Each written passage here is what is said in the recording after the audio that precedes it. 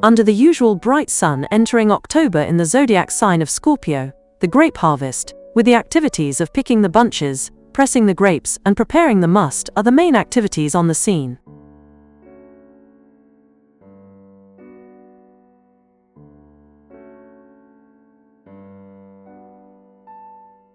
While in other contexts the grape harvest was depicted in September, the cooler climate of the Alps means that it extends into October.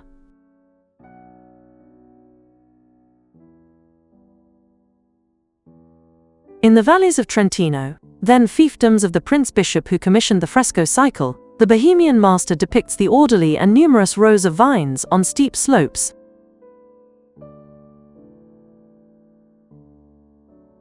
Some vines reach the colorful rocks of the mountains, possibly a reference to the characteristic colors of the Dolomites.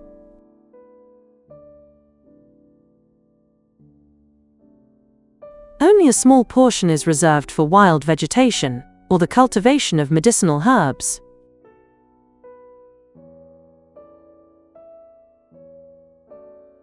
The vineyard appears to use a cultivation method derived from classical Greek viticulture, with each individual plant tied to a stake.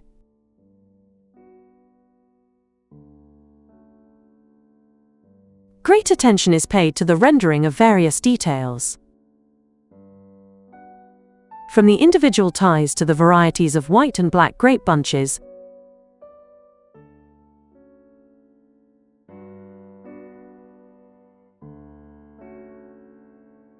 to the design of the individual vine shoots and tendrils.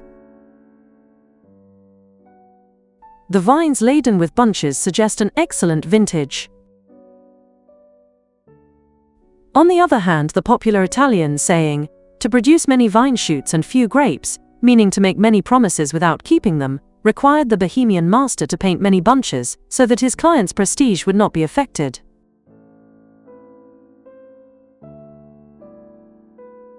In such a vast territory, all the farmers had to work hard.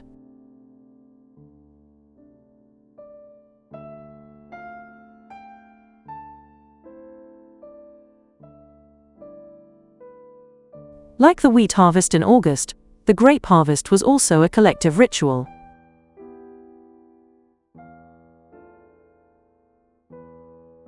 The threshing floors will be filled with grain.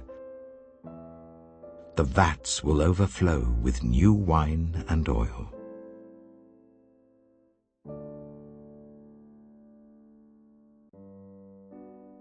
In the procession that starts from the large shed housing the winepress, a female figure, carrying a basket and a pannier on her head, seems to be bringing refreshments to the workers higher up.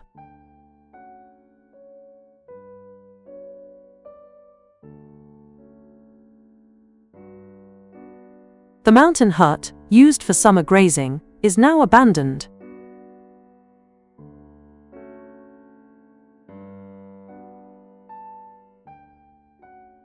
All the farmers are dressed in white, perhaps to emphasize the sacredness of the grapes, as the prince-bishop was aware that the juice of the harvest could evoke the blood and suffering of Christ.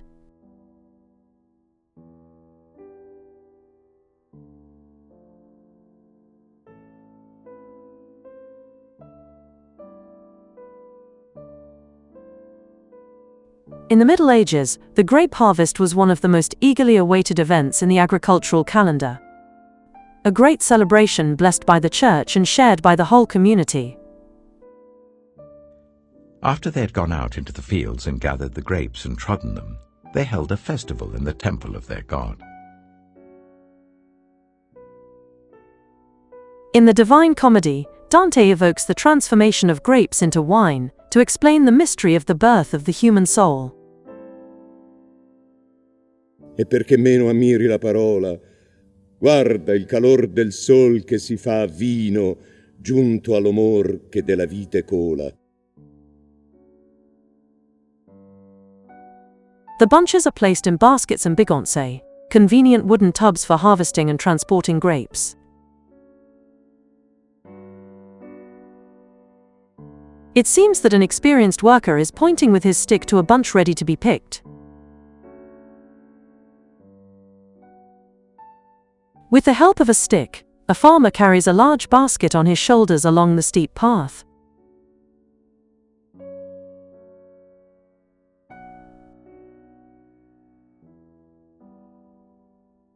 On the left, a screw press is in operation. The monumental press is said to derive from those of Cato and Pliny, named after the famous Latin authors who described them.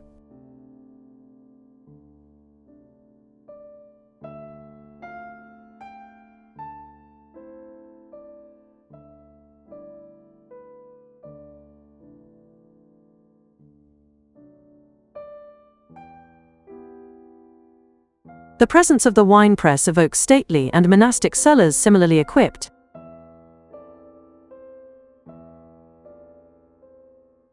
In medieval times and beyond, these environments were the center of grape processing in the surrounding area, attesting to their economic and social importance.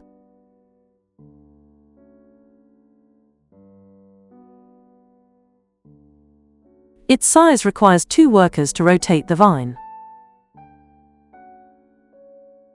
Here, the figurative culture of the Bohemian master is extraordinarily grafted onto the classical one.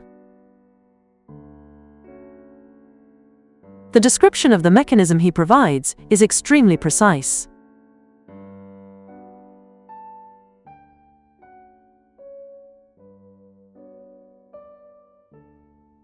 By turning the large screw, the big horizontal beam resting on a fulcrum could be raised and lowered, depending on how many crossbars or wedges were removed or added at any given time.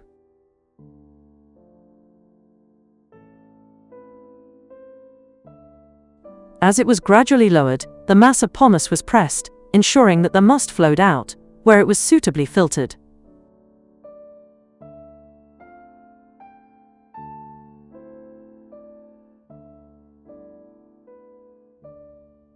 To achieve such a detailed representation, it can be assumed that the Bohemian master was familiar with country life.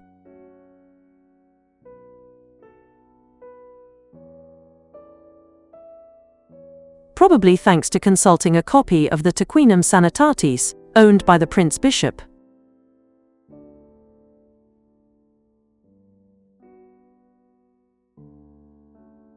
Based on the precise description in the fresco, some modern master winemakers have reconstructed the press and revived the ancient winemaking practices, producing highly appreciated wines.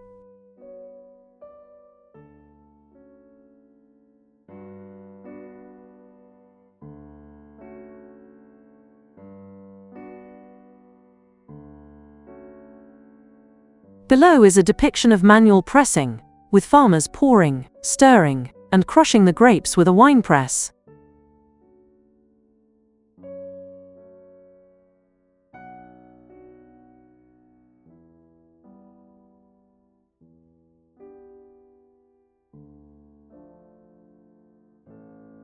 After the first pressing, a tasting is a must to appreciate its qualities. His more refined attire compared to the peasants would suggest a master winemaker. The grape harvest was one of the most eagerly awaited moments in the agricultural calendar. Even the noble lords, who in other scenes are careful not to join the peasants, left their aristocratic pastimes to descend all elegantly dressed into the vineyard to taste the must.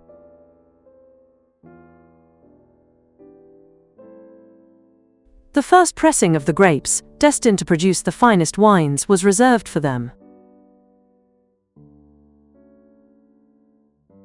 Other grapes were selected and treated with care so that they would not be pressed immediately. Placed on mats in airy rooms, they were then used for other purposes, such as the preparation of the sweet vin santo.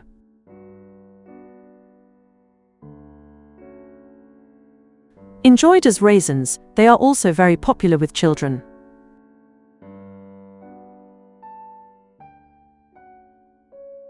On St. Michael's Day, grapes are like honey. This popular saying established that from the day of St. Michael the Archangel, at the end of September, the sweet and sugary bunches of grapes were ready for harvest.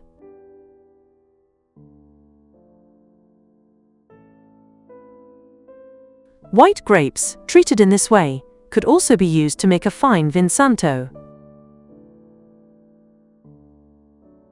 The first historical evidence of sweet white wines in the area made from a local grape variety called Nocciola dates back to the 16th century.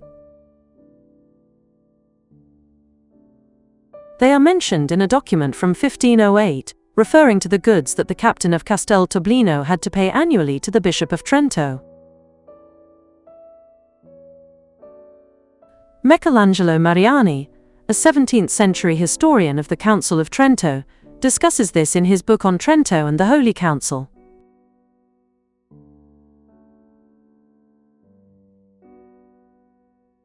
These were the times when the bishopric of Trento was back in vogue thanks to the actions of Bernardo Clesio.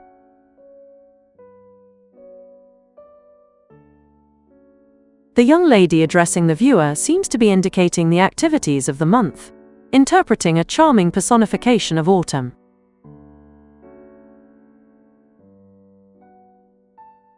In her appearance and clothing, we seem to recognize the figure who crossed the twisted column in April in favor of spring.